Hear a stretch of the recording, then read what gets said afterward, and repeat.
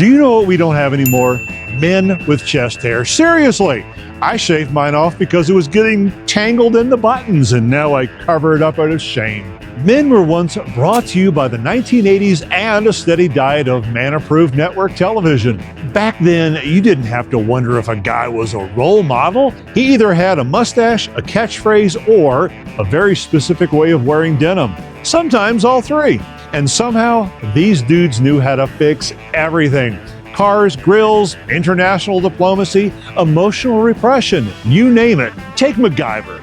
That guy could stop a nuclear meltdown with a paperclip, a shoelace, and probably the emotional support of a mullet. And that's not just engineering. That's leadership. Or Magnum P.I, Tom Selleck.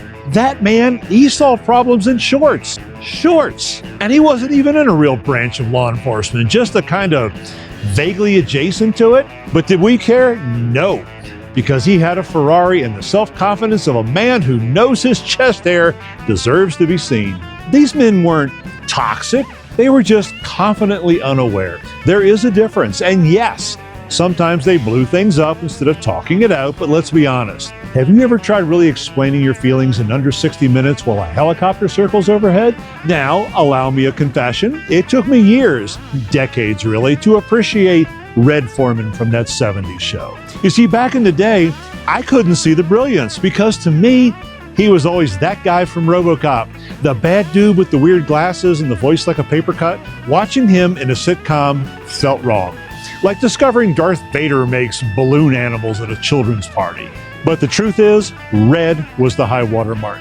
He didn't raise his voice unless someone was being an idiot, which in that house was often. He didn't coddle. He didn't do deep talks. What he did do was show up, work hard, and remind you daily that your foot could very easily end up in your ass. And isn't that exactly what the modern world is missing? Someone who cares just enough to threaten you, but not so much that he actually follows through. A man of principle, outdated principles, but principles nonetheless. Today, we've traded our 80s role models for guys who cry on Instagram and apologize for their energy. And look, I'm not saying vulnerability is bad. I'm just saying that we used to solve things with an 18-wheeler and an elbow drop. It was simpler. Now, we're not asking for a return to unquestioned dominance. We're asking for a limited time reboot of gold chains and shirts that are opened one button too many.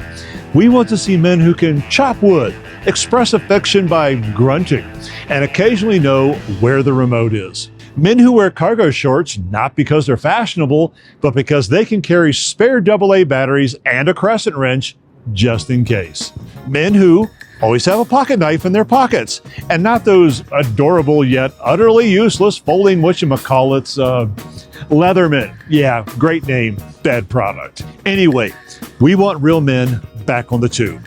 The kind who may not understand emotional nuance, but will drive across 3 counties just to help you move a couch. So yes, real men can be role models, especially when they come with theme music and absolutely no understanding of skincare. And if you still don't believe me, well, let me remind you, MacGyver, he once disarmed a bomb using only his integrity and a Denny's receipt.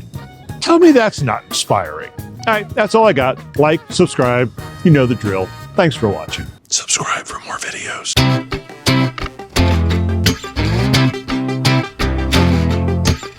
Stepped out with a